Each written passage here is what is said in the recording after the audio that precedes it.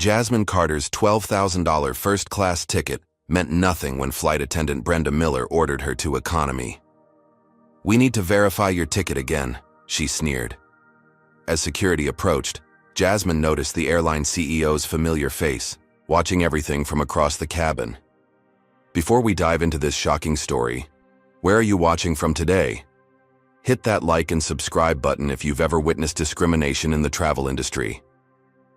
You won't believe how this flight attendant's racist actions come back to haunt her in the most unexpected way. Jasmine Carter woke up to the panoramic view of Manhattan from her penthouse apartment. At 28, she had accomplished more than most people twice her age. The morning sunlight glinted off her Harvard Business School diploma hanging prominently on the wall alongside numerous achievement awards. As the daughter of tech mogul William Carter, founder and CEO of Carter Innovations, Jasmine had grown up with privilege, but she had never relied solely on her father's name to get ahead. She slid out of bed and began her morning routine, mentally preparing for what might be the most important day of her career. Her phone buzzed with a text from her father. "Good luck today, sweetheart. You're going to change the industry." Jasmine smiled. Despite running a multi-billion-dollar tech empire, William Carter always made time to support his daughter. He had been her rock since her mother died when Jasmine was 12, teaching her the value of hard work, integrity, and using privilege to create opportunities for others. After a quick shower, Jasmine dressed in a tailored charcoal gray suit that complemented her deep brown skin. She studied her reflection in the mirror, adjusting her natural curls into a neat updo. Looking professional was essential today. The presentation she would deliver in San Francisco tomorrow could revolutionize opportunities for underrepresented communities in the tech world. For the past 2 years, Jasmine had been running the diversity and inclusion division of Carter Innovations. While some whispered that she only got the position because of her father, those who worked with her knew better. Under her leadership, the division had developed groundbreaking recruitment and retention strategies that had increased diversity at the company by 43%. Now she was taking things a step further with a bold new initiative that would create pathways to tech careers for thousands of young people from marginalized communities. As she applied her makeup, Jasmine's phone rang again. This time it was Marcus, her boyfriend of 8 months. "Hey babe, just wanted to wish you good luck before your flight," Marcus said. "Thanks. I'm a little nervous about the presentation, but I think they're going to love the proposal," Jasmine replied. "Of course they will. Just remember what I always tell you," Marcus said, his voice taking on a more serious tone. "Your daddy's money and Harvard degree won't shield you from everything out there. Stay alert." Jasmine sighed. Marcus, a community organizer from Harlem, often reminded her that her privilege couldn't protect her from racism. They had argued about it more than once. While she acknowledged her advantages, Jasmine had experienced plenty of discrimination despite her family's wealth and her impressive credentials. "I know, Marcus. I've got to finish getting ready. I'll call you when I land." After ending the call, Jasmine checked her travel details one more time. She had splurged on a $12,000 first-class ticket for the 6-hour flight to San Francisco. The comfortable seat would allow her to finalize her presentation without distractions, and she could arrive well-rested for tomorrow's meeting. She had even coordinated with the airline to ensure her special meal request was noted, and that she would have extra workspace. Her driver texted that he was waiting downstairs. Jasmine gathered her designer luggage, triple-checked that she had her presentation materials backed up in multiple places, and headed down to the waiting town car. The drive to JFK International Airport was smooth, with her driver expertly navigating Manhattan traffic. Jasmine used the time to review her notes one last time. The presentation proposed a partnership between Carter Innovations and 5 major tech companies to create a comprehensive education and recruitment pipeline for underrepresented communities. It would require a significant investment, but the potential impact was enormous. When they arrived at the airport, Jasmine breezed through the priority check-in line. The attendant at the counter smiled broadly when she saw Jasmine's first-class ticket. "Good morning, Ms. Carter. We're delighted to have you flying with us today. I've noted your meal preference and arranged for some extra workspace as requested. Is there anything else we can do to make your journey more comfortable?"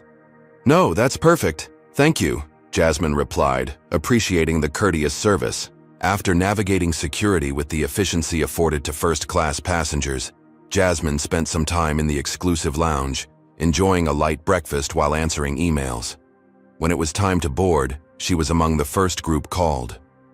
As she walked down the jet bridge, Jasmine mentally prepared for 6 hours of productivity. The business class cabin was half full when she entered, mostly with older white men in expensive suits. A few of them looked up as she passed, their expressions ranging from indifference to subtle surprise at seeing a young black woman in the premium cabin. A flight attendant named Michael greeted her warmly at the door. "Welcome aboard, Ms. Carter. Let me show you to your seat." As Michael led her to her seat, Jasmine noticed another flight attendant watching her from the galley. The woman, whose name tag read Brenda Miller, had thinning blonde hair pulled back in a tight bun and deep frown lines around her mouth.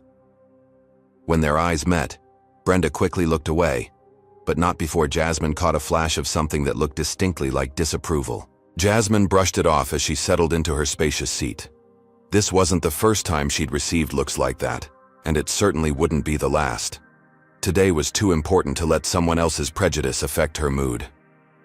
What she didn't realize was that Brenda Miller would soon turn what should have been a routine flight into a humiliating nightmare that would change both their lives forever. Jasmine nestled into the plush leather seat, immediately appreciating the ample legroom and privacy of first class. She stowed her designer carry-on in the overhead bin and placed her laptop bag under the seat in front of her. After getting settled, she took a deep breath, allowing herself a moment to relax before the long flight ahead. Michael, the friendly flight attendant who had welcomed her aboard, approached with a warm smile. "Can I offer you a pre-flight beverage, Ms. Carter? Perhaps some champagne?" "That would be lovely, thank you," Jasmine replied, returning his smile. As Michael moved to the galley to prepare her drink, Jasmine noticed Brenda Miller serving other first-class passengers. The older flight attendant was all smiles as she chatted with an elderly white couple across the aisle, asking about their destination and offering extra pillows for comfort. When Brenda turned and saw Jasmine watching, her smile vanished, replaced by a tight-lipped expression. Michael returned with a flute of champagne. "Here you are, Ms. Carter. If you need anything else, please don't hesitate to ask." "Thank you, Michael. I appreciate it," Jasmine said, taking the glass. As the first-class cabin filled, Jasmine sipped her champagne and reviewed her presentation notes on her tablet. A distinguished-looking older gentleman with salt and pepper hair took the seat across the aisle from her. He nodded politely in her direction before settling in with a newspaper. The boarding process continued, and Jasmine noticed Brenda repeatedly passing by her seat, never once asking if she needed anything while continuing to attend to other passengers. When Jasmine pressed her call button to request a glass of water, Brenda appeared to deliberately ignore it until Michael finally responded several minutes later. "I apologize for the wait, Ms. Carter," he said, looking uncomfortable. "What can I get for you?" "Just some water, please," Jasmine replied. Michael returned with her water. Brenda intercepted him in the aisle. "I'll take that," she said curtly, taking the glass from his hand. Brenda approached Jasmine's seat with a cold expression. As she extended the glass, her hand slipped, spilling water down the front of Jasmine's designer suit. "Oh my," Brenda said, her voice lacking any genuine concern. "How clumsy of me." Jasmine gasped as the cold water soaked through her clothes. "Excuse me? Accidents happen," Brenda replied with a shrug, not offering any napkins or assistance to clean up the spill. The gentleman across the aisle looked up from his newspaper, his eyebrows raised at the scene unfolding before him. "I'll get you some napkins," he offered, reaching for his own supply. "That won't be necessary," Brenda interjected sharply. "I'll handle it." She returned a moment later with a single cocktail napkin, barely adequate for the large spill. Jasmine accepted it with a tight smile, trying to maintain her composure despite the obvious slight. As the final preparations for takeoff were made, Jasmine noticed Brenda whispering to another flight attendant while glancing in her direction. The other attendant looked uncomfortable and quickly busied herself with other tasks, but Brenda continued to watch Jasmine with undisguised suspicion. Once they were airborne and the seatbelt sign turned off, Jasmine headed to the lavatory to try to dry her suit jacket. When she returned to her seat, she found Brenda standing there, examining her ticket and personal items. "Excuse me," Jasmine said, her voice firm. "What are you doing with my belongings?" Brenda looked up, not the least bit embarrassed at being caught. "Just making sure everything is in order. We've had some issues with passengers being in the wrong section lately. I assure you, I'm in the correct seat," Jasmine replied, her patience wearing thin. "May I see your boarding pass again?" Brenda asked, her tone suggesting it wasn't really a request.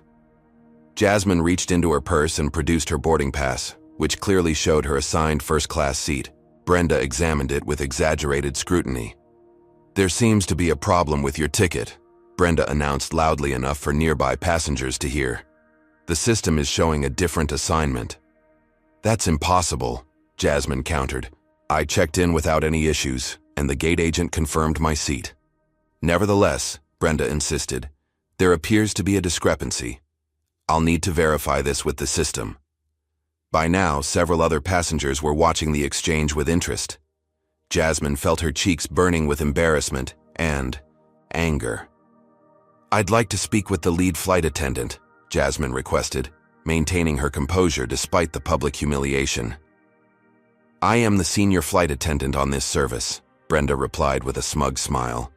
"And I'm telling you there's an issue with your ticket." Jasmine pulled out her phone. "Then I'd like to document this interaction. I find it strange that I'm the only passenger whose ticket needs verification mid-flight." Brenda's eyes narrowed. "Recording is not permitted during flight for security reasons. Put your phone away immediately or I'll be forced to report you to the captain." Jasmine reluctantly lowered her phone but stood her ground. "This is unacceptable. I purchased a first-class ticket, checked in properly, and was welcomed aboard by your colleague. There is no legitimate reason to question my presence here now." "Are you suggesting I have some other motive?" Brenda asked, her voice dripping with false innocence.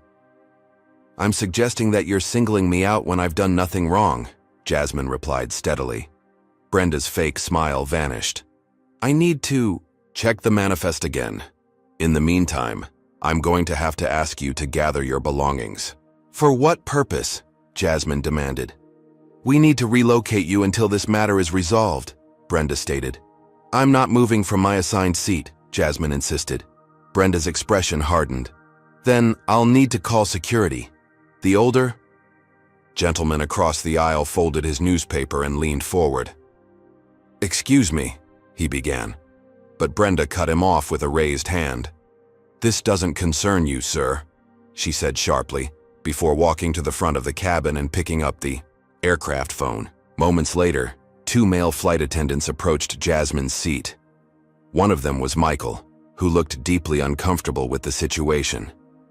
"Ms. Carter," the other man said quietly, "I'm the purser on this flight. I understand there's an issue with your seating assignment." "There's no issue," Jasmine replied firmly. "This flight attendant is creating a problem where none exists." The purser glanced at Brenda, who was watching from the galley with her arms crossed. "Nevertheless, to avoid any further disruption, we'd appreciate if you could temporarily relocate while we sort this out." "This is discrimination," Jasmine stated clearly. "I'm being singled out because of my race." Several nearby passengers shifted uncomfortably in their seats. The older gentleman across the aisle was now watching intently, his expression unreadable. "That's a serious accusation," the purser replied, lowering his voice further. "Please, let's handle this discreetly." "I've been discreet," Jasmine countered. "I've been patient and cooperative, despite being treated with suspicion and hostility from the moment I boarded." Brenda stepped forward. "If you continue to be disruptive, we'll have no choice but to involve the air marshal." Faced with the threat of further escalation and potential legal complications, Jasmine realized she had little choice in the immediate situation. With as much dignity as she could muster, she gathered her belongings. As security approached to escort her from first class, Jasmine caught the eye of the older gentleman across the aisle. For a brief moment, she thought she saw a flash of recognition in his gaze, but then security was beside her, and she was being led through the cabin toward economy class, aware of dozens of curious eyes following her journey of humiliation. What Jasmine didn't know was that this mortifying walk would soon set in motion a chain of events that would transform not just her life, but an entire industry. The economy section of the plane felt like another world compared to the spacious luxury of first class. Jasmine was directed to a middle seat in row 37, sandwiched between a heavy-set man who had already claimed the armrest and a teenage girl with headphones blasting music loud enough for everyone nearby to hear. "Excuse me," Jasmine said as she squeezed past the man in the aisle seat, who sighed dramatically before standing up to let her in. As she settled into the cramped middle seat, Jasmine felt a wave of humiliation wash over her. The man beside her gave her a curious look. "Downgrade?" he asked, eyeing her expensive suit. Jasmine forced a tight smile but didn't respond. She didn't trust herself to speak without her voice breaking. Instead, she pulled out her phone and tried to connect to the in-flight Wi-Fi to contact customer service. After paying $20 for internet access that barely worked, Jasmine finally managed to reach the airline's customer service chat. She explained the situation in detail, trying to maintain a professional tone despite her anger and embarrassment. The response was frustratingly generic. "We apologize for any inconvenience. A customer service representative will contact you after your flight. Is there anything else we can assist you with today?" Jasmine typed back, "Yes, I want to speak with someone immediately about being forcibly removed from my paid first class seat without cause. I understand your frustration. Unfortunately, all of our representatives are currently assisting other customers. Your estimated wait time is approximately 65 minutes. Have you ever been discriminated against while traveling? Comment number 1 if you've ever been unfairly treated because of how you look, or comment number 2 if you've witnessed someone else being discriminated against. Hit that like button if you believe airlines need to do better with their diversity training." This story is about to take an unexpected turn that you won't see coming, but first, how would you have reacted in Jasmine's situation? Sighing in frustration, Jasmine put her phone away and tried to make the best of the situation. She needed to focus on her presentation for tomorrow, but her laptop barely fit on the tiny tray table, and her elbows kept bumping into her seatmates whenever she tried to type. The man beside her glanced at her screen. "Big meeting?" he asked, seemingly oblivious to her desire for privacy. "Yes," Jasmine replied curtly, angling her screen away from him. Every few minutes, passengers from first class would walk past, on their way to the lavatory. Several of them gave Jasmine curious looks, clearly recognizing her from the earlier confrontation. One older white woman even had the audacity to whisper something to her husband while pointing in Jasmine's direction, making no attempt to be discreet. After about 45 minutes of struggling to work in the uncomfortable conditions, Jasmine felt a tap on her shoulder from across the aisle. She turned to see an older gentleman with kind eyes offering her a bottle of water. "Thought you might be thirsty," he said. "I noticed they haven't started the beverage service back here yet." Jasmine recognized him as the man who had been seated across from her in first class. "Thank you," she said, accepting the water gratefully. "That's very kind." "Eric Thompson," he introduced himself with a nod. "I couldn't help but notice what happened up front. Completely unacceptable." "Jasmine Carter," she replied. And yes, it was. "I've seen this sort of thing before," Eric said quietly. "Never ceases to amaze me how people can behave." There was something in his tone that made Jasmine look at him more closely. He wasn't just being polite. He seemed genuinely disturbed by what he had witnessed. "Have you flown this airline often?" Jasmine asked. "You could say that," Eric replied, with a small smile. He pulled out a small notebook and jotted something down. "I fly several times a week." Their conversation was interrupted by the arrival of the beverage cart. Brenda was pushing it down the aisle, still wearing that artificial smile for every passenger except Jasmine, whom she completely ignored when taking drink orders. "Excuse me," Jasmine said firmly when Brenda attempted to skip past her. "I'd like a ginger ale, please." Brenda's smile tightened. "We're out," she said without checking. "I can see several cans right there," Jasmine pointed out. With obvious reluctance, Brenda grabbed a can and practically threw it at Jasmine, not bothering to provide a cup or napkin. The can was warm. Eric Thompson observed this interaction with narrowed eyes. making another note in his little book. As the flight continued, Jasmine found herself replaying other instances of discrimination she'd faced throughout her life. There was the time a boutique salesperson had followed her around the store, clearly suspecting her of shoplifting despite her expensive clothes and accessories. Or the countless times she'd been mistaken for support staff rather than an executive at business functions.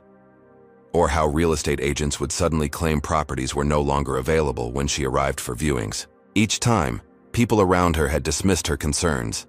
Even her father sometimes suggested she might be overreacting or misinterpreting situations. Marcus was the only one who truly understood, never questioning her experiences or suggesting she was being too sensitive. "It wears you down, doesn't it?" Eric said quietly, as if reading her thoughts. Jasmine looked at him, surprised by his insight. "What does?" "Death by 1,000 cuts," he replied. "All those little indignities. People who haven't experienced it don't understand how exhausting it is." Before Jasmine could respond, her phone buzzed with a notification. Someone had posted a partial video of her confrontation with Brenda on social media, and it was already gathering comments. Most were supportive, expressing outrage at her treatment, but there were also plenty suggesting she must have done something to deserve it, or questioning why she was making such a big deal about being moved to economy. Jasmine put her phone away, feeling a fresh wave of humiliation. Now the incident would follow her online, potentially affecting her professional reputation just before her big presentation. As she tried to refocus on her work, Jasmine noticed Eric Thompson was watching Brenda carefully as she moved through the cabin. He seemed to be paying particular attention to how she interacted with different passengers, making notes after each observation. There was something methodical about his behavior that struck Jasmine as unusual for a regular passenger. Looking more closely at him, she felt a nagging sense of familiarity. Where had she seen his face before? He wasn't a celebrity, at least not in the conventional sense, but there was something about him that suggested importance. A memory stirred in the back of her mind. A business magazine her father had been reading last month. There had been an article about reclusive CEOs who avoided publicity despite running major companies. One of the featured executives had been... Jasmine's eyes widened as realization dawned. Could it be? Was Eric Thompson actually Richard Thompson, the CEO of Aurora Airlines, the very company whose plane they were currently flying on? If so, why was he in economy class taking notes? And more importantly, what might this mean for Brenda Miller and her blatant discrimination? 2 hours into the flight, Jasmine could no longer ignore her suspicions about Eric Thompson. His methodical note-taking, his strategic positioning in economy after initially being seated in first class, and his keen interest in the flight attendants' behavior all pointed to someone conducting some kind of evaluation. The more she studied his face, the more certain she became that he was indeed Richard Thompson, the reclusive CEO of Aurora Airlines. Thompson excused himself to use the lavatory, and Jasmine decided this might be her only opportunity to confirm her suspicions. She waited a minute before following, hoping to catch him in the more private area near the galleys. As she approached the lavatory area, she heard Brenda Miller's voice coming from behind the curtain that separated the galley from the passenger cabin. She was speaking to another flight attendant in hushed but clearly audible tones. "Did you see her face when security moved her? Priceless. These people always act so entitled when they get a taste of luxury. I don't care how expensive her clothes are, she didn't belong up there. First class has standards." "Brenda, that's enough," the other flight attendant whispered urgently. "You're going to get yourself in trouble one of these days." "Please," Brenda scoffed. "I've been doing this for 26 years. I know which passengers matter and which don't. Trust me, no one important is going to care about her complaints." Jasmine froze, her heart pounding with anger and hurt. The naked racism, in Brenda's words, left no room for interpretation or excuse. She was so absorbed in what she had just heard that she didn't notice Eric Thompson standing behind her until he cleared his throat softly. She turned, embarrassed to be caught eavesdropping, but Thompson's expression was one of grim understanding, rather than judgment. He motioned for her to follow him to a slightly more private area near the emergency exit row, which was currently unoccupied. "Miss Carter," he said quietly, "I believe we should talk." Jasmine took a deep breath. You're Richard Thompson, aren't you? CEO of Aurora Airlines. A flicker of surprise crossed his face before he nodded. I am, though I prefer to travel as Eric when I'm conducting these observations. You were in first class earlier, Jasmine noted. You moved to economy deliberately. Thompson nodded again. I regularly travel on my own airline incognito to observe operations firsthand. I was planning to spend half the flight in first class and half in economy, as I usually do. But after witnessing how you were treated, I decided to follow and observe more closely. So this is some kind of undercover boss situation?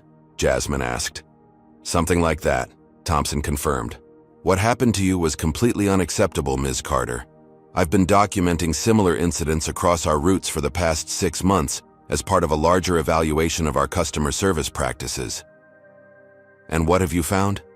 Jasmine asked, although she could guess the answer. Thompson's expression darkened. More problems than I'd like to admit. Inconsistent service quality is one thing, but the patterns of discrimination I've observed are deeply troubling.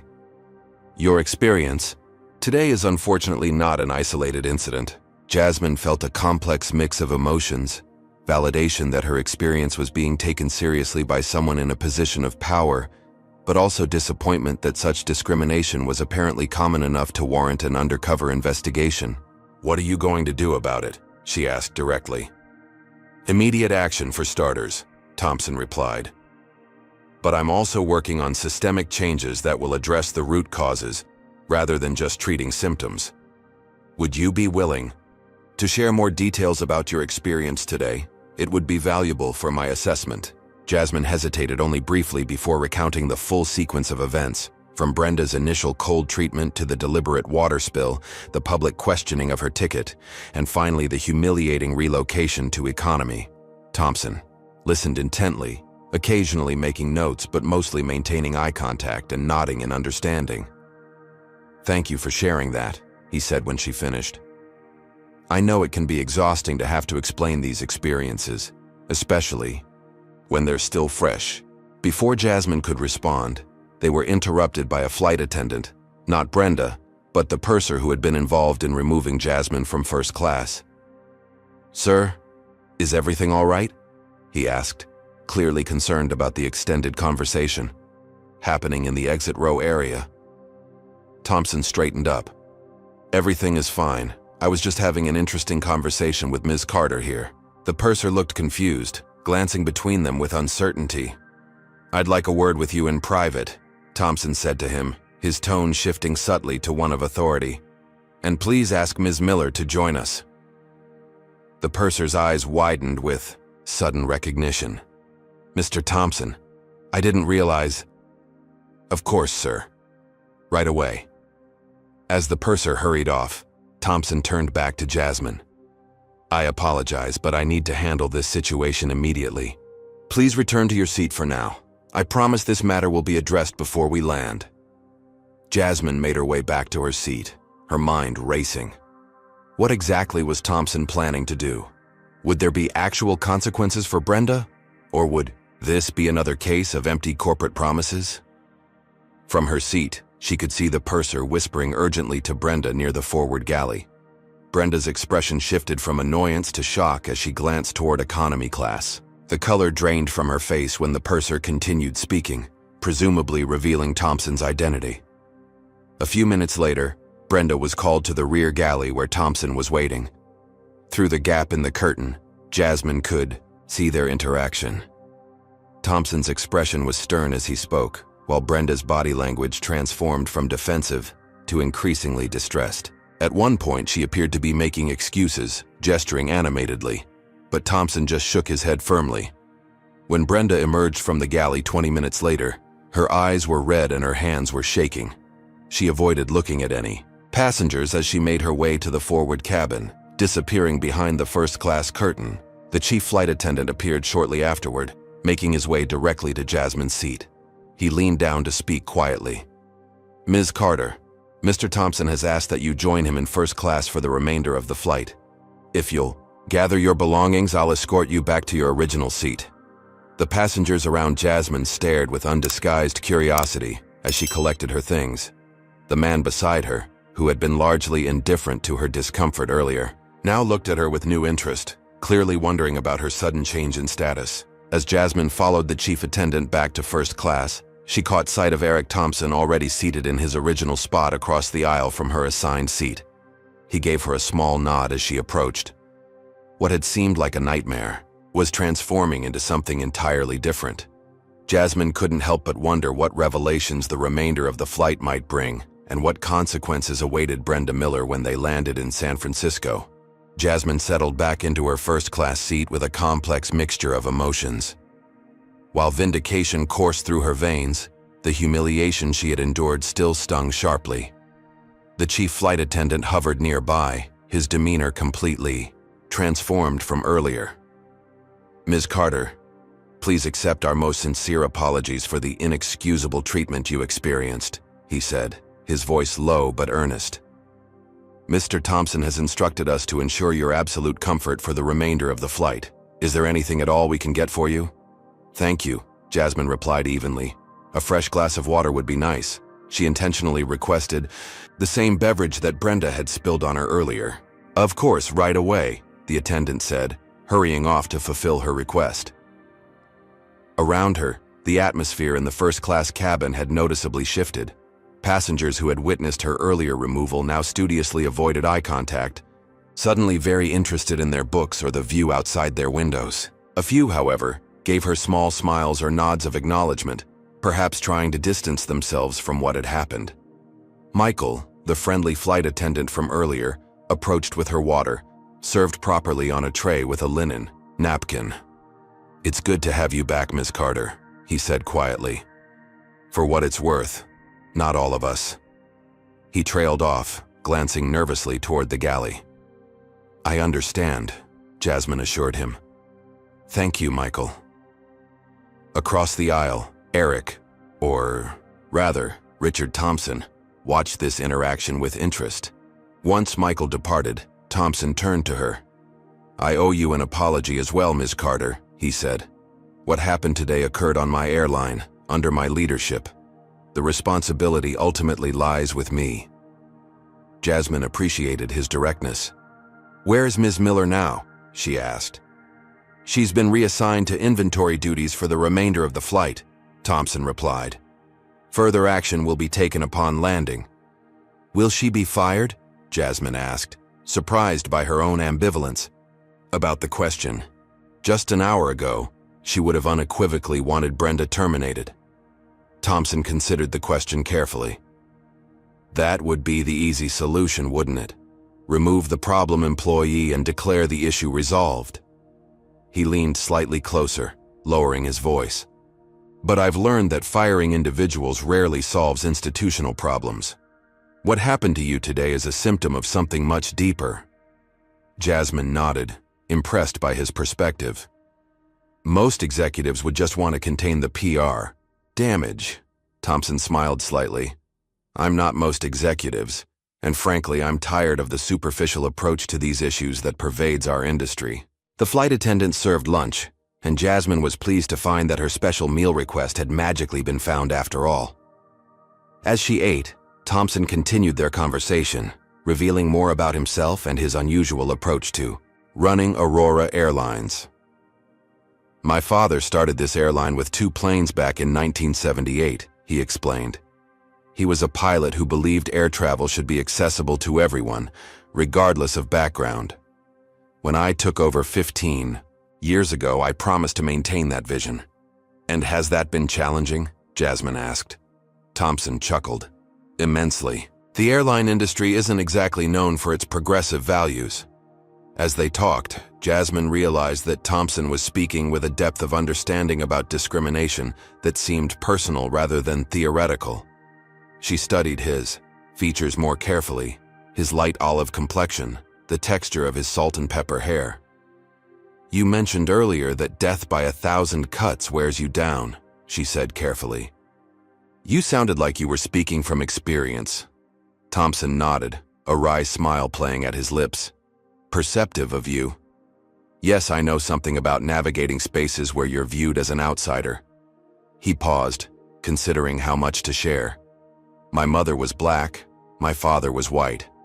I present as white to most people, which has given me a unique perspective on how differently people behave when they don't know my heritage. Passing, Jasmine said, understanding immediately. Not intentionally, Thompson clarified, but the effect is the same. I've sat in boardrooms where executives made casually racist remarks, assuming everyone present shared their worldview. I've witnessed the double standards and microaggressions, sometimes directed at me once my background became known, more often directed at colleagues of color while people looked to me for complicity. That must be difficult to navigate, Jasmine observed. It is, but it's also been instructive, Thompson replied. It's shown me how pervasive these issues are, even in supposedly progressive companies. That's partly why I started these undercover evaluations, to see our operation through the eyes of our customers, especially those who don't fit the traditional first-class passenger profile. Their conversation was interrupted by turbulence, requiring all passengers to return to their seats and fasten their seatbelts. When the air smoothed out again, Thompson changed the subject, asking about Jasmine's work at Carter Innovations. My father mentioned your diversity initiative last month at a business roundtable, he said. It sounds impressive. Surprised that her work had reached Thompson's radar, Jasmine outlined her program to create new pathways into tech for underrepresented communities. Thompson listened attentively, asking insightful questions that demonstrated genuine interest rather than polite conversation. That's exactly the kind of innovative approach we need more of, he said when she finished. Too many diversity programs are just window dressing, photos in the annual report with no substantial change.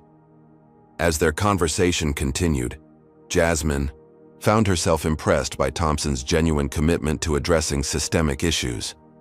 Unlike many executives who approach diversity as a PR exercise, he seemed to understand the complex interplay of policy, culture, and accountability required to create real change.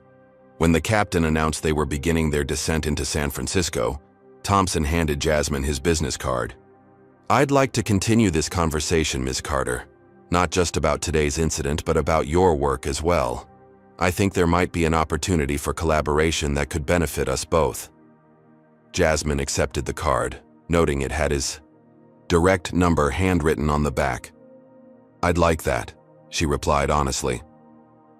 As the plane began its approach to San Francisco International Airport, Jasmine reflected on the dramatic turn the day had taken. What had begun as a humiliating example of the racism she had faced throughout her life had transformed into a potentially significant professional connection.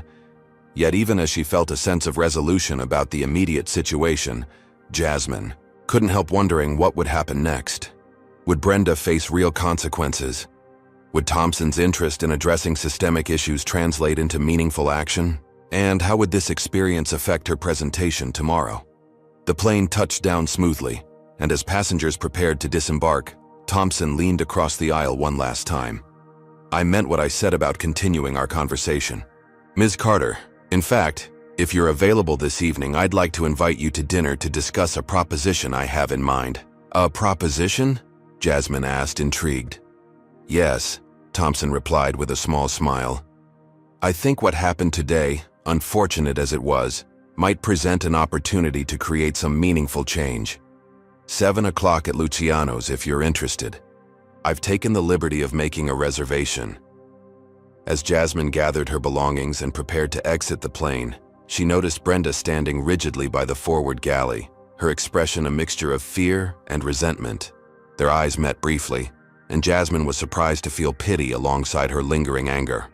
Whatever happened next, she sensed that this flight had changed the trajectory of multiple lives. Hers, Brenda's, and perhaps even the future of Aurora Airlines itself. The moment Jasmine stepped off the jet bridge into San Francisco International Airport, she was greeted by the distinctive click and flash of cameras. For a disorienting second, she thought they might be paparazzi there for her. Perhaps the video of the incident had gone even more viral than she realized. Then she spotted Richard Thompson emerging from the plane behind her, and understood. A small cluster of photographers called out to the airline CEO, who raised a hand in acknowledgement, but didn't stop to engage with them. As the cameras continued to flash, Jasmine realized she was inadvertently being caught in the shots with Thompson, a fact that would likely fuel speculation online once the photos were published. "I apologize for the photographers," Thompson said quietly as they walked together toward baggage claim. "I try to maintain a low profile, but the business press always seems to track my movements." "It's fine," Jasmine assured him, though she was already thinking about the potential implications of being photographed with the CEO immediately after the incident on the plane. Her phone buzzed in her pocket, but she resisted the urge to check it right away. "My driver can take you to your hotel," Thompson offered. "It's the least we can do after today's experience." "Thank you, but I've already arranged transportation," Jasmine replied. After what had happened, she was feeling a particular need to maintain her independence. Thompson nodded in understanding. "Then I'll see you at 7. Luciano's is on Montgomery Street. Just give your name to the host." They parted ways at the terminal exit, Thompson toward a waiting black sedan and Jasmine toward the taxi stand. Only when she was settled in the back of a taxi did she finally check her phone. The screen was flooded with notifications. Multiple missed calls from her father, several text messages from Marcus, and dozens of alerts from social media and news apps. Apparently, the partial video of her confrontation with Brenda had indeed gone viral, with various news outlets now picking up the story under headlines like "Black Executive Removed from First Class in Latest Airline Discrimination Incident." Did that flight attendant deserve to lose her job? Comment number 1 if you think she should be fired immediately, or comment number 2 if you believe in second chances. Hit that like button if you've ever had to stand up for yourself in a public place. Keep watching to find out what happened when Jasmine came face to face with the woman who humiliated her. The taxi driver glanced at her in the rearview mirror. "You okay back there? You look like you just got some bad news." "I'm fine," Jasmine replied automatically, though her mind was racing. She had been so focused on her upcoming presentation that she hadn't fully considered how quickly this incident might spread online or how it might affect her professional reputation. When she arrived at her hotel, the sleek lobby of the Four Seasons offered a momentary respite from the chaos. As she checked in, the receptionist gave no indication of recognizing her, treating her with the polished courtesy the luxury hotel was known for. Once in her room, Jasmine placed her luggage in the closet and sat on the edge of the king-size bed, finally allowing herself to process the emotional roller coaster of the day. She kicked off her heels and began returning calls, starting with her father. William Carter answered on the first ring. "Jasmine, are you all right? I've been trying to reach you for hours." "I'm fine, Dad," she assured him, touched by the concern in his voice. "My phone was in airplane mode until we landed. How did you hear about what happened?" "It's all over the internet, sweetheart. One of my assistants saw the video and brought it to my attention immediately. I was about to call the airline's executive office when I saw you hadn't responded to my messages." Jasmine gave him a condensed version of events, including her surprising encounter with Richard Thompson. William listened without interrupting, though she could practically hear him thinking through the implications. "Thompson is a good man," he said when she finished. "Keeps a low profile, but he's well respected in the industry. If he's taking a personal interest in this situation, that's significant. He invited me to dinner tonight to discuss some kind of proposition," Jasmine told him. "Interesting," William replied. "This could turn into a valuable connection, Jasmine. Thompson has substantial influence beyond just his airline." After promising to call her father again after the dinner, Jasmine ended the call and turned to the numerous messages from Marcus. His texts had evolved from concerned, "Just saw a video online, is that you? Call me," to increasingly agitated, "Why aren't you responding? Are you okay?" to a final message that made her wince. "This is exactly what I've been telling you about. Privilege not protecting you." Rather than respond by text, she called him directly. "Finally," Marcus answered, his voice tense. "I've been worried sick." "I'm sorry," Jasmine said. "It's been a crazy day, and I couldn't check my phone during the flight." "I told you this would happen," Marcus said, skipping past her apology. "I've been warning you that your money and education won't shield you from racism. And now you've experienced it firsthand in front of an audience. His "I told you so" attitude grated on her already frayed nerves. Marcus, I've never claimed to be immune to racism. I've shared plenty of experiences with you before. Not like this, he countered. This time you can't dismiss it or rationalize it away. This time it's on video for everyone to see. I've never dismissed or rationalized racism, Jasmine replied, her voice rising despite her effort to stay calm. Just because I don't approach it the same way you do doesn't mean I'm in denial. You work within a system that's designed to exclude people like us, Marcus argued. You try to change things from the inside, but today, you saw how quickly that system will turn on you the moment you don't fit someone's idea of where you belong. What had started as a check-in call was rapidly devolving into the same argument they'd had many times before. Marcus was passionate about his community organizing work and often criticized Jasmine's corporate approach to social change as too incremental and compromising. I understand you're concerned, Jasmine said, trying to de-escalate. But right now I need support, not a lecture about my life choices.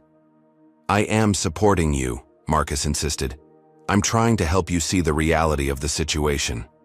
No, you're using what happened to me today to reinforce your own worldview, Jasmine replied sharply. That's not support, Marcus. That's exploitation. The silence that followed was heavy with tension. I need to go, Jasmine finally said. I have to prepare for my presentation tomorrow and a dinner meeting tonight. Dinner meeting? With who? Marcus asked, suspicion evident in his tone.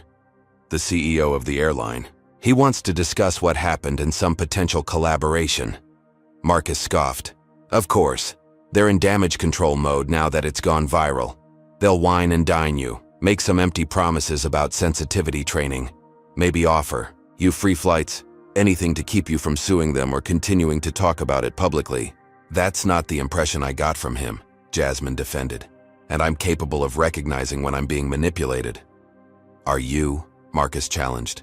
Because from where I'm standing, it looks like you're being played.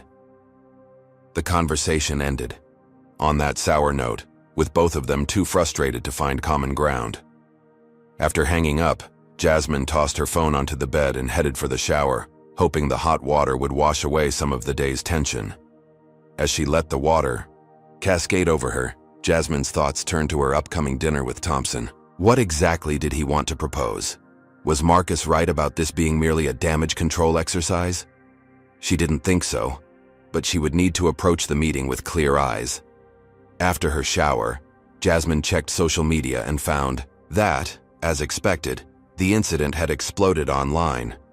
The partial video had millions of views across platforms, and her name was trending in several categories. Opinion was divided, with many expressing outrage on her behalf, while others questioned why she was making such a big deal about being moved to economy, or suggested there must be more to the story.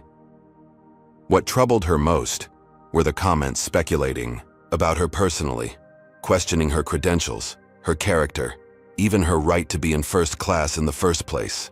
The incident itself had been humiliating, but having it dissected by strangers online added another layer of violation.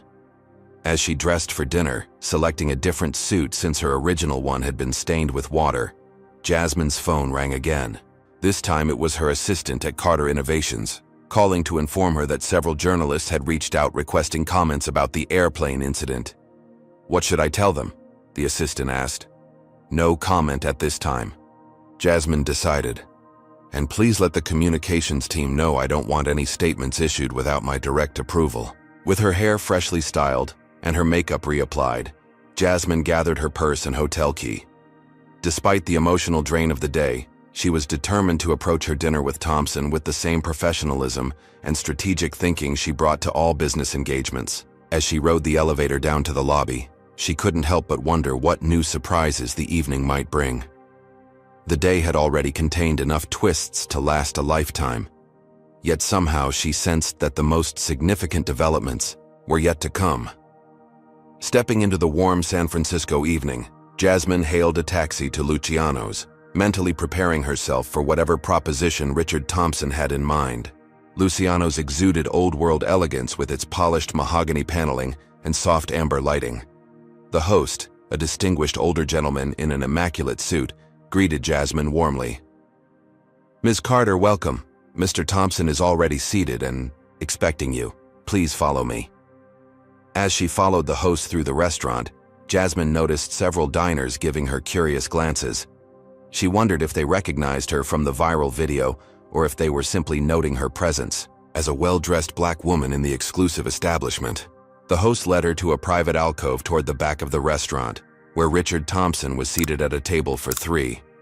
Jasmine's steps faltered slightly when she realized someone else was already at the table with him: Brenda Miller. The flight attendant looked dramatically different from earlier that day.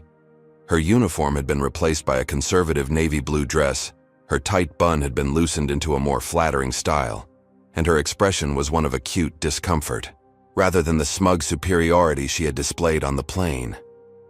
Thompson rose as Jasmine approached. "Ms. Carter, thank you for coming.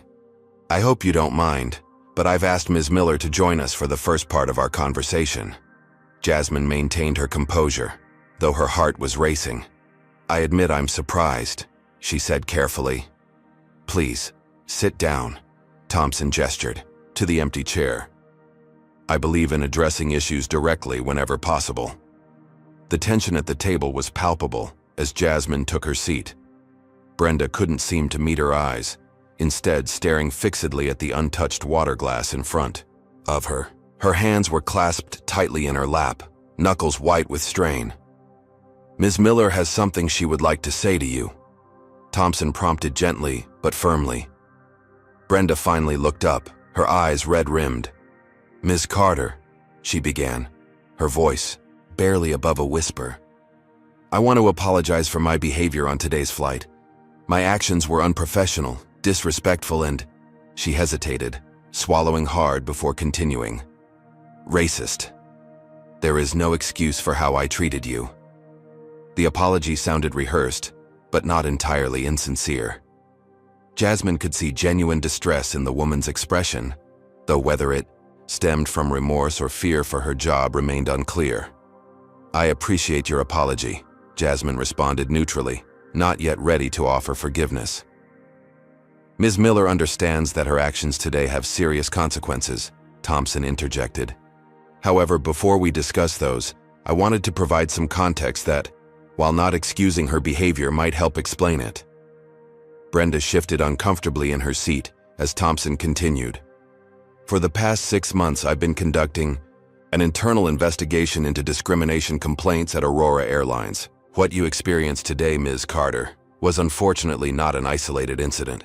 We've received numerous reports of similar treatment from passengers of color, particularly in our premium cabins." Thompson paused as a waiter approached to take their drink orders. After the waiter departed, he continued in a lower voice. "Most corporations would handle this situation by immediately terminating Ms. Miller, issuing a public apology, and perhaps making a donation to a relevant nonprofit organization. The problem would be considered solved, at least from a public relations perspective." "But not from a systemic one," Jasmine observed. "Exactly," Thompson nodded appreciatively. "Firing individual employees doesn't address the underlying culture that allows such behavior to flourish. It's treating the symptom rather than the disease." Brenda's eyes darted between them, clearly surprised by the direction of the conversation.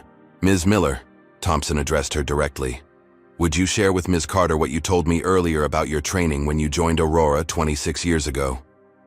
Brenda cleared her throat nervously. "When I started as a flight attendant in 1998, part of our unofficial training included profiling passengers who might be out of place in first class. We were taught to watch for people who might have used fraudulent means to obtain premium tickets or upgrades." She paused, visibly uncomfortable. The criteria we were given, while never explicitly stated in those terms, clearly targeted passengers of color and those who didn't fit a certain image of wealth and status. "And this unofficial training continued even after official policies changed?" Jasmine asked. Brenda nodded. "It was passed down from senior attendants to new hires. Many of us never questioned it because it was presented as protecting the airline. and legitimate passengers. Thompson leaned forward. What happened to you today, Ms. Carter, is the result of decades of institutional practices that were racist in effect, if not always in intent. Firing Ms. Miller would address one individual's actions, but would do nothing to dismantle the system that shaped those actions. The waiter returned with their drinks and took their dinner orders. Once he had gone, Jasmine took a sip of her wine, considering Thompson's words carefully. "So if you're not firing Ms. Miller, what exactly are you proposing?" she asked. "That's where you come in," Thompson replied. "Instead of the usual damage control approach, I want to use this incident as a catalyst for genuine transformation. At Aurora Airlines, I'd like to engage you, Ms. Carter, to develop a comprehensive anti-racism training program for our entire staff, from flight attendants to executives." Jasmine raised an eyebrow, surprised by the scope of his proposal. "That's a significant undertaking." "It is," Thompson agreed. "And it needs to be more than just sensitivity training or unconscious bias workshops. We need a program that addresses the systemic issues within our company culture and provides concrete tools for change." "And my role in this would be?" "I'd like to bring you on as a consultant, with full authority to review our policies, interview staff at all levels, and develop a training program that could become a model for the industry," Thompson explained. "Your background in diversity and inclusion at Carter Innovations makes you uniquely qualified, and your first-hand experience today gives you insight no outside consultant could match." Jasmine took another sip of her wine, considering the proposition. Part of her was intrigued by the opportunity to create meaningful change at an institutional level, but another part was wary of being used as a token or having her traumatic experience exploited for corporate PR. "And what about Ms. Miller?" she asked, glancing at the flight attendant who had remained silent throughout this exchange. Thompson turned to Brenda. "Why don't you tell Ms. Carter what we discussed?" Brenda straightened in her chair. "Mr. Thompson has offered me a choice. I can accept termination for my actions today, or I can commit to being part of the solution. If I choose the latter, I would be placed on probation and required to participate fully in developing and implementing the new training program."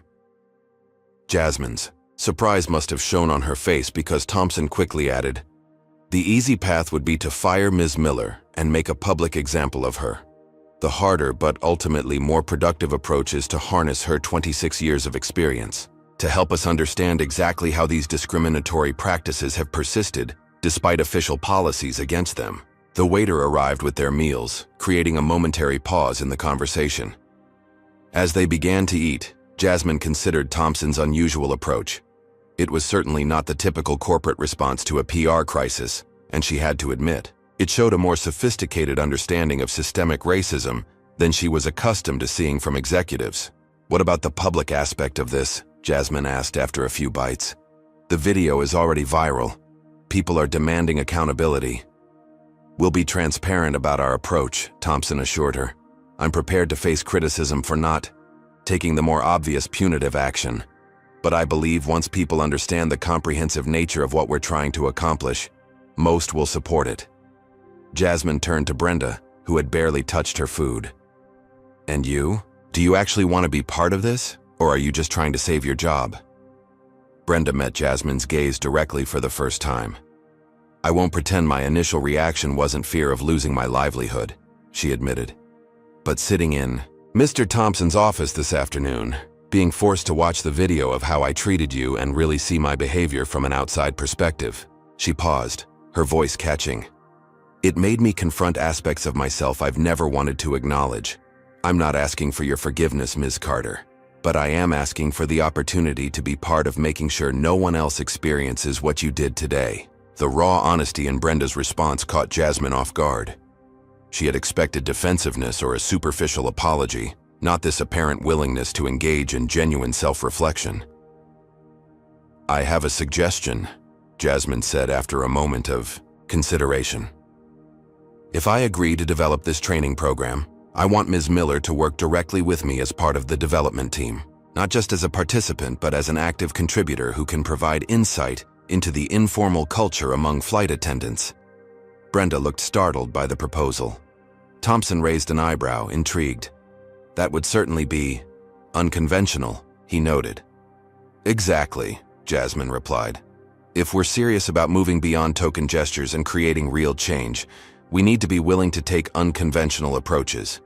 Ms. Miller's direct involvement would demonstrate that this isn't just about punishing individuals, but about transforming the entire system. Thompson nodded slowly, considering the idea. I think that could be extremely powerful. Ms. Miller, would you be willing to work directly with Ms. Carter in this capacity? Brenda looked genuinely stunned. You would want to work with me? After what I did? I'm not suggesting we'll become friends, Jasmine clarified. But your perspective as someone who has both perpetuated and now recognized these discriminatory practices could be invaluable to developing an effective program. As the implications of this proposal sank in, Jasmine found herself reconsidering her original business trip purpose. The presentation she had come to San Francisco to deliver suddenly seemed less significant compared to the opportunity Thompson was offering, a chance to create systemic change in an entire industry rather than just one company. There's one more thing, Thompson said, seeming to read her thoughts. I understand you're here to present a diversity initiative to several tech companies tomorrow. I'd be interested in hearing about that as well, as it might complement what we're trying to achieve at Aurora. The conversation continued through dessert, with Thompson excusing Brenda after they had outlined the basic framework of their collaboration. Once Brenda had left, Thompson and Jasmine delved deeper into the details of the proposed consulting arrangement, including compensation, timeline, and deliverables.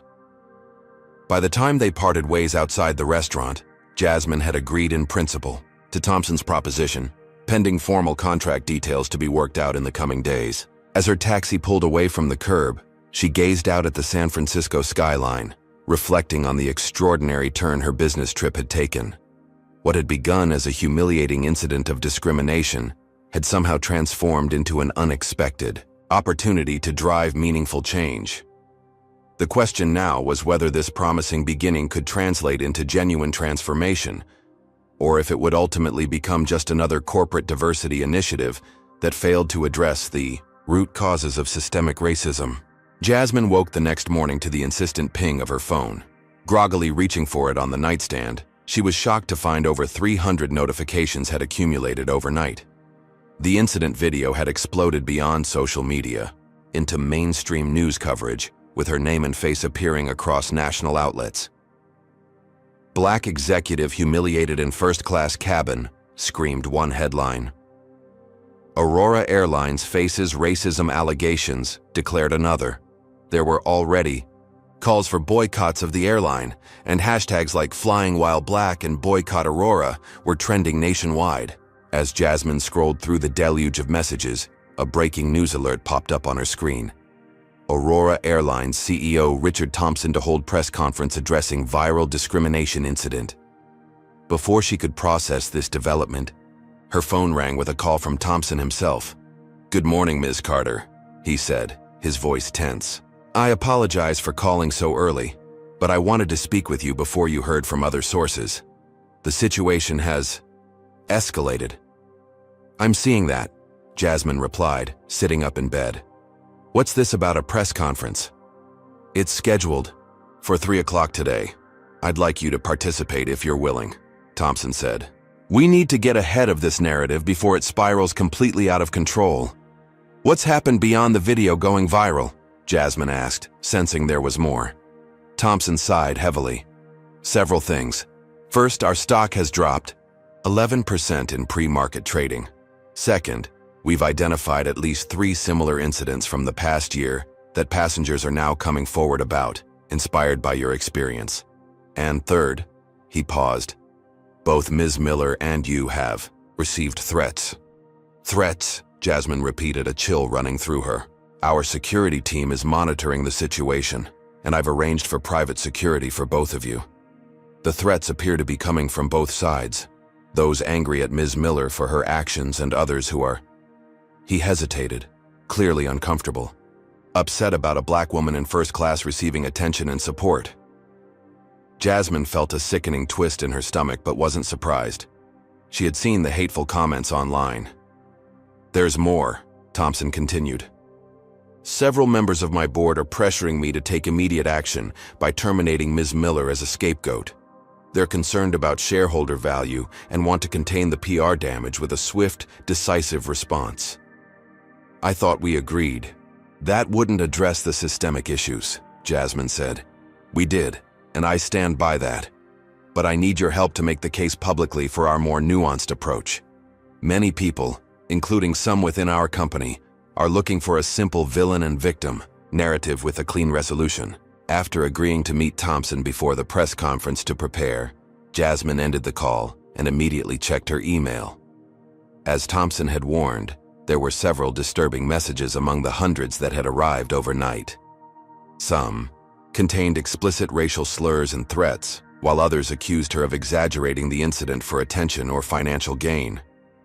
Her phone rang again, this time with her father's name on the screen. Jasmine, I've been trying to reach you, William Carter said, foregoing any greeting. This situation is exploding and I'm concerned about your safety and reputation. I'm fine, Dad, she assured him, though the threats had rattled her more than she wanted to admit. I've seen some of the coverage. It's getting ugly, he said. I think you should consider coming home immediately. Let Aurora's PR team handle this while their legal department works out a settlement. A settlement? Jasmine repeated. Dad, I'm not looking to sue them. In fact, I've agreed to work with Thompson on developing an anti-racism training program for the airline. Silence met her revelation, followed by a disbelieving chuckle. You can't be serious, sweetheart. After the way they treated you, this company needs to be held accountable, not given free diversity consulting. It's not free, and it's not just consulting, Jasmine countered, explaining the comprehensive nature of what Thompson had proposed. As she outlined the plan, including Brenda's direct involvement, she could practically hear her father's skepticism growing. Jasmine, I understand you want to make a difference, but this sounds like Thompson is using you to clean up his PR mess while avoiding any real consequences for his company. That's not what this is, she insisted. He's taking a risk by not following the typical corporate playbook of fire, apologize, and move on. He genuinely wants to address the root causes. And you believe him? William asked doubtfully. Yes, I do, Jasmine replied, realizing as she said it that she truly did trust Thompson's sincerity, despite having just met him. Her father sighed. Well, you've always had good judgment. Just promise me you'll be careful and that you'll consult with our legal team before signing anything. After assuring him she would, Jasmine ended the call and headed for the shower, needing to prepare for her originally scheduled presentation that afternoon, which now conflicted with Thompson's press conference. She would have to rearrange her plans. As she dressed, her phone rang yet again. This time it was Marcus, and his tone was even less supportive than her father's. I just saw Thompson's statement about the press conference, he said without preamble. Tell me you're not actually participating in this corporate whitewashing exercise. Good morning to you too, Jasmine replied dryly. And it's not whitewashing. We're taking a restorative justice approach rather than a punitive one, Marcus scoffed. Restorative justice? That's what we call it now when corporations avoid accountability. That flight attendant publicly humiliated you because of your race. She should be fired, at minimum. Firing her doesn't solve the underlying problem, Jasmine argued. It just removes one symptom while the disease continues to spread. So you're going to work with her? The woman who treated you like garbage? Marcus sounded incredulous. Some of my colleagues are organizing a protest outside Aurora's headquarters this afternoon. They're demanding systemic change, not just a training program. That's exactly what we're trying to create, Jasmine countered, growing frustrated. Systemic change requires more than just firing individuals or making public statements. It requires deep, sustained work within the organization. And you think Aurora Airlines is genuinely committed to that work? Marcus asked skeptically. Or is Thompson just using you as a shield, the black woman who forgives them so everyone else should too? His words stung because they echoed doubts that had flickered through her own mind. Was she being naive in trusting Thompson's intentions? Was she allowing herself to be used as a token? I need to go, she said, not wanting to continue the argument. I have meetings to rearrange before the press conference. Just think about whose interest you're really serving here, Marcus said before hanging up. Throughout the morning, the situation continued to escalate. Jasmine's assistant called to inform her that all the tech companies she had been scheduled to present to were aware of the incident, and that several had expressed interest in postponing to a later date when the media attention had died down. They're worried about being associated with controversy, her assistant explained apologetically. Around noon, Jasmine received another call from Thompson. His voice was tense as he informed her that someone had leaked Brenda Miller's home address online and that she had received death threats against her children. She's completely distraught, Thompson said. I've moved her family to a secure location for now, but this is getting out of hand. That's terrible, Jasmine said sincerely, horrified that children were being threatened. There's more, Thompson continued grimly. Some of my more conservative board members are now suggesting that you might have provoked the incident or are exaggerating for financial gain. They're looking for ways to discredit you if you pursue legal action. Jasmine felt a surge of anger. That's absurd. There's video evidence of what happened. I know, and I've shut down that line of discussion firmly, Thompson assured her. But it illustrates the defensive mentality we're up against. People are retreating to their corners, looking for simple narratives that confirm their existing beliefs. By the time Jasmine arrived at Aurora Airlines headquarters for the pre-press conference meeting, the scene outside the building confirmed the growing polarization. A crowd of protesters had gathered, some holding signs condemning the airline for racism, others defending Brenda and claiming the incident was being blown out of proportion. Security escorted Jasmine through a side entrance to avoid the crowd. In a conference room upstairs, she found Thompson looking exhausted, surrounded by PR executives and legal counsel who were arguing about message strategy. Ms. Carter, thank you for coming, Thompson said, dismissing the others to speak with her privately. As you can see, this has become much larger than either of us anticipated. Are you reconsidering our approach? Jasmine asked directly. Thompson ran a hand through his silver hair. I'd be lying if I said I wasn't feeling the pressure to take the easier path, fire Ms. Miller, issue a formal apology, announce a large donation to an appropriate nonprofit, and wait for the news cycle to move on. But? Jasmine prompted. But that would be surrendering to expediency over principle, Thompson replied. I meant what I said yesterday about wanting to create real change, not just the appearance of it. Their conversation was interrupted by a knock at the door. An assistant entered, looking anxious. Mr. Thompson, I have Ms. Miller on the line. She's threatening to resign and make a public statement of her own. She says she can't handle the threats against her family and wants to take full responsibility to end this. Thompson and Jasmine exchanged concerned looks. If Brenda resigned and made her own statement, it could undermine their entire approach and further inflame the situation. Put her through to this phone, Thompson instructed. When the call connected, they could hear Brenda crying on the other end of the line. Ms. Miller, this is Richard Thompson. I have Ms. Carter with me.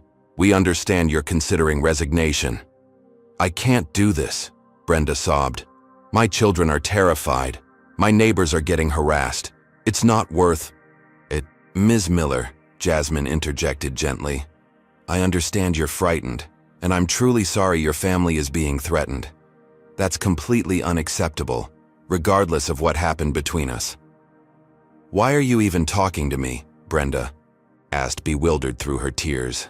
You should hate me. This isn't about personal feelings, Jasmine replied carefully. It's about finding a path forward that creates meaningful change rather than just more pain and division. There was silence on the line as Brenda seemed to absorb these words. The press conference is in an hour, Thompson added. We were planning to announce our collaborative approach to addressing what happened, but if you feel you can't participate in that plan, we'll respect your decision. After another moment of silence, Brenda spoke again, her voice steadier. What exactly would you be announcing? Thompson outlined their planned statement, emphasizing the commitment to systemic change rather than just punitive measures. As he spoke, Jasmine could hear Brenda's breathing calming. You'd still want me involved, even with all this backlash? Brenda asked. disbelief evident in her voice. Especially with all this backlash, Jasmine replied. It underscores exactly why. A more nuanced approach is necessary. Real change doesn't come from simply punishing individuals. It comes from transforming systems and cultures. By the time they ended the call, Brenda had agreed to continue with the plan, though she would not be attending the press conference in person due to security concerns. As the hour of the press conference approached, Jasmine received messages from several of her colleagues at Carter Innovations, expressing concern about her involvement with Aurora Airlines. Some thought she was being too lenient, while others worried about the impact on her professional reputation. Even those who understood her reasoning cautioned that public opinion might not be as nuanced as her approach. The final blow came just 30 minutes before the press conference, when Jasmine received a call from her father again.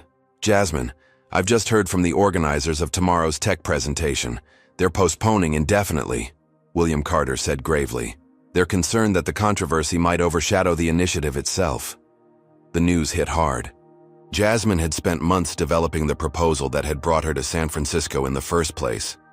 Now it was being shelved because of an incident that had nothing to do with her work. "I'm sorry, sweetheart," her father continued. "But maybe this is a sign you should step back from this Aurora situation. Come home, let things cool down, and we'll reschedule the presentations when this has blown over." For a moment, Jasmine was tempted. The backlash was more intense than she had anticipated, affecting not just her personal safety, but her professional goals as well. Walking away would certainly be easier.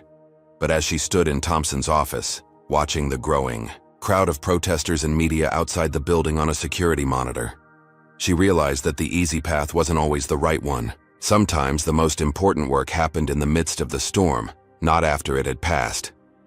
"Dad, I can't walk away from this," she said finally. "What happened on that plane isn't just about me. It's about a pattern that affects countless people every day. I have an opportunity to help create real change, and I need to see it through." After ending the call with her father, Jasmine took a moment to center herself. She reviewed her notes for the press conference, consulted with Thompson one last time on messaging, and prepared to face the media storm head-on. As they walked toward the conference room where dozens of journalists waited, Thompson paused, turning to Jasmine with a serious expression. "Are you absolutely certain about this?" he asked quietly. "Once we step through those doors, there's no turning back. The easy solutions will be off the table." Jasmine nodded, determination replacing her earlier doubts. "I'm certain. Some things are worth fighting for, even when the fight gets messy." Together they pushed open the doors and stepped into the glare of camera lights, ready to propose a path forward that many wouldn't understand or accept, but that offered the possibility of genuine transformation rather than merely symbolic action. The press conference room buzzed with tension as Jasmine and Richard Thompson took their places behind the podium. Camera flashes created a strobe-like effect, and the murmur of journalists speculating about what was to come created a low, persistent hum in the background. Brenda Miller's absence was conspicuous, though a chair had been placed for her at the table. Thompson leaned toward the microphone, his expression grave yet determined. "Good afternoon. Thank you all for coming on such short notice. As you're aware, yesterday on Aurora Airlines Flight 372 from New York to San Francisco, an incident occurred that has since gained significant attention across social media and news outlets." The room fell silent as Thompson continued. "What happened to Ms. Jasmine Carter was unacceptable. She experienced discrimination based on her race while flying in our first-class cabin. For that, Aurora Airlines takes full responsibility." Cameras clicked frantically as journalists captured his unequivocal acknowledgement of racial discrimination, a rarity in corporate America, where such admissions were typically avoided due to liability concerns. The easy response would be to terminate the employee involved, issue a public apology, make a donation to an appropriate cause, and consider the matter resolved. That is what many have called for, and what many companies would do. Thompson paused, his gaze sweeping across the room. "Today, we are choosing a different path. Not the easy one, but the one we believe will create meaningful, lasting change." He turned slightly toward Jasmine, inviting her to speak. As she leaned toward the microphone, Jasmine was acutely aware that her words would be scrutinized by millions. She had prepared extensively, but still felt the weight of the moment. "My name is Jasmine Carter," she began, her voice steady despite her racing heart. "Yesterday, I experienced something that unfortunately is all too familiar to many people of color, being treated as if I didn't belong in a space I had every right to occupy." She recounted the events on the plane succinctly, neither downplaying the humiliation she had felt, nor exaggerating for dramatic effect. She simply stated the facts, allowing them to speak for themselves. In the aftermath of this incident, many have called for punitive measures. I understand that impulse. When we witness injustice, our natural reaction is to demand consequences for those responsible. Jasmine paused, making eye contact with several journalists in the front row. "But I've spent my career working on diversity and inclusion initiatives, and I've learned that lasting change rarely comes from punishment alone." A murmur rippled through the crowd as she continued. "Today, I'm announcing that I will be working directly with Aurora Airlines to develop and implement a comprehensive anti-racism program that addresses the systemic issues underlying incidents like the one I experienced." Thompson returned to the microphone to outline the specifics of the initiative: a top-to-bottom review of company policies and practices, mandatory training for all employees that went beyond superficial diversity workshops, structural changes to hiring, promotion, and evaluation systems, and ongoing monitoring with transparent reporting of progress. Ms. Miller, the flight attendant involved in yesterday's incident, will be directly involved in this process, Thompson added, causing another stir among the journalists. Rather than simply terminating her employment, we are requiring her participation in developing solutions that address the root causes of discriminatory behavior. The announcement was met with a barrage of questions, many skeptical or outright hostile. Why wasn't the employee being fired? Was this just a PR strategy to avoid legal liability? How could the victim of discrimination be expected to work with the person who had discriminated against her? Jasmine addressed these challenges directly. "I understand the skepticism. In our culture, we've been conditioned to view punishment as the primary form of accountability. But transformative justice offers another path, one that seeks to repair harm while also transforming the conditions that allowed that harm to occur."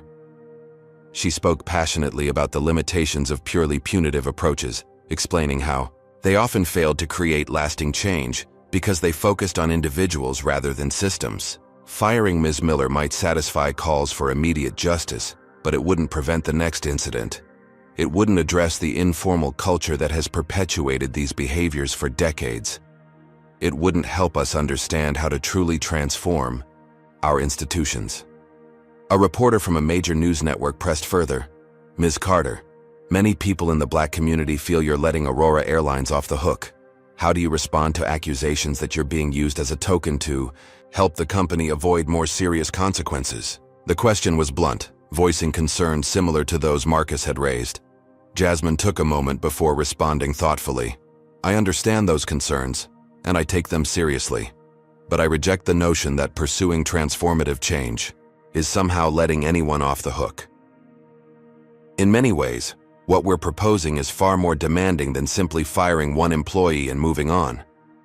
She leaned forward slightly, her voice intensifying.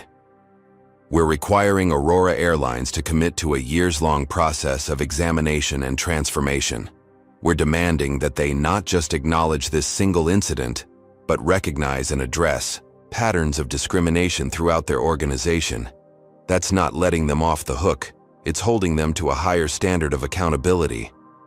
Thompson nodded in agreement before adding, "Ms. Carter is not being paid to be a spokesperson or to defend Aurora Airlines. She has been engaged as an independent consultant with full authority to evaluate our practices and recommend changes, no matter how uncomfortable or challenging those might be for our organization." As the press conference continued, Jasmine was struck by the polarized reactions in the room. Some journalists seemed genuinely intrigued by the unconventional approach, while others remained deeply skeptical. It reflected the broader public response she had seen online.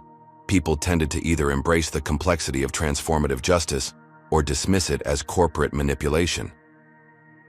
The final question came from a veteran journalist known for his incisive reporting on corporate ethics. Mr. Thompson, Ms. Carter, what metrics will you use to determine if this approach is successful?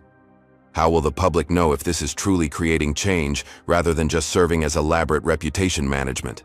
Thompson deferred to Jasmine, who appreciated the substantive nature of the question after so many focused on optics rather than outcomes. We'll be establishing clear, measurable benchmarks for success, she explained. These will include quantitative metrics like changes in diversity at all levels of the organization, reduction in customer complaints related to discrimination, and employee satisfaction across demographic groups. But they'll also include qualitative assessments of company culture and passenger experiences, she continued. Most importantly, we commit to transparency. Regular public reports will detail our progress, including areas where we're falling short. This isn't a one-time initiative or a temporary response to a PR crisis. It's the beginning of a fundamental transformation in how Aurora Airlines approaches issues of race and inclusion. As the press conference concluded, Jasmine felt emotionally drained but oddly energized. The path ahead would be challenging, but she believed in the approach they were taking. Whether the public and her peers would come to share that belief remained to be seen. In the 6 months that followed, Jasmine divided her time between Carter Innovations and her consulting work with Aurora Airlines. The early days were difficult, especially working directly with Brenda Miller, who initially vacillated between defensive withdrawal and overwrought apologies. Their first working session had been particularly tense, with Brenda struggling to articulate the unwritten rules and practices she had absorbed throughout her career without sounding overtly racist. Jasmine had to repeatedly assure her that the goal wasn't to shame her, but to understand how discriminatory behaviors became normalized within the company culture. I never thought of myself as racist, Brenda admitted during one particularly breakthrough session. I just thought I was good at spotting people who didn't belong in first class. And what did not belonging look like to you? Jasmine had pressed gently. Brenda's uncomfortable response, focusing primarily on appearance, speech patterns, and other coded characteristics, had revealed volumes about the implicit biases embedded in the airline's informal culture.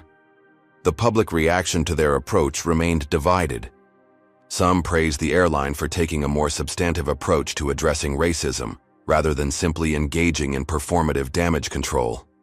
Others continued to criticize Jasmine for collaborating with the company, suggesting she had been co-opted or was prioritizing corporate interests over racial justice.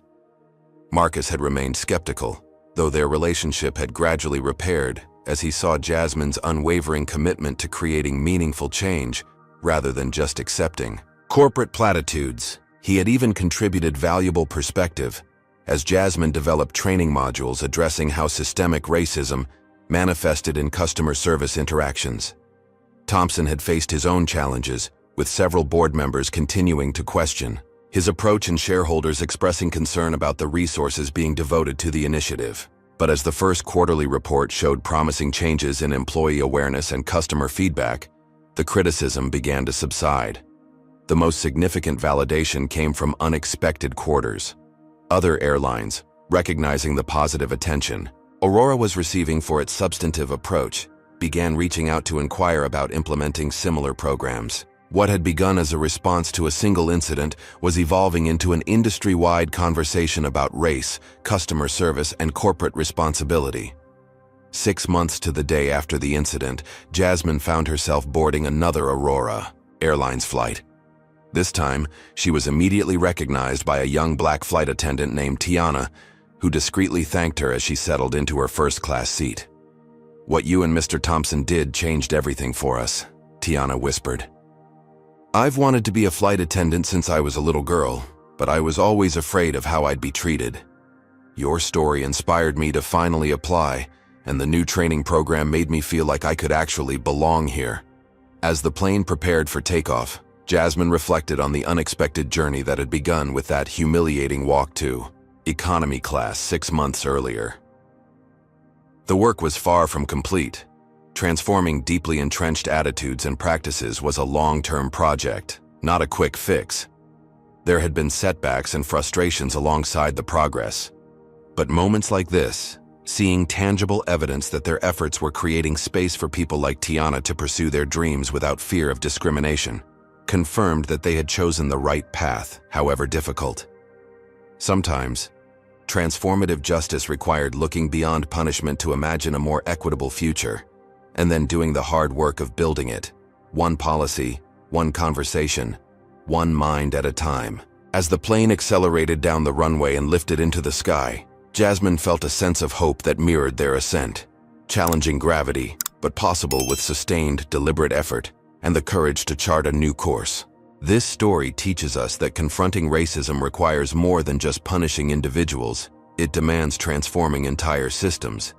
Jasmine could have easily sought revenge or a settlement, but she chose a harder path that created lasting change. Her journey shows that true leadership often means rejecting simple solutions in favor of complex, uncomfortable work. We learn that privilege doesn't shield anyone completely from discrimination, but it does provide resources to fight back. Jasmine used her position and education not just to defend herself, but to create opportunities for others who might not have her advantages. The story reminds us that people are more than their worst moments. Brenda's transformation wasn't immediate or perfect, but it demonstrates how confronting our biases can lead to genuine growth. Meaningful change happens when we're willing to have difficult conversations and examine uncomfortable truths about ourselves and our institutions. Perhaps most importantly, we see that justice comes in many forms. Sometimes the most powerful response to harm isn't punishment, but creating a world where that harm becomes less likely to occur again. This requires patience, courage, and the vision to imagine a better future even in the midst of pain and anger. What would you have done in Jasmine's position? Would you have chosen the path of transformative justice, or would you have demanded more immediate consequences?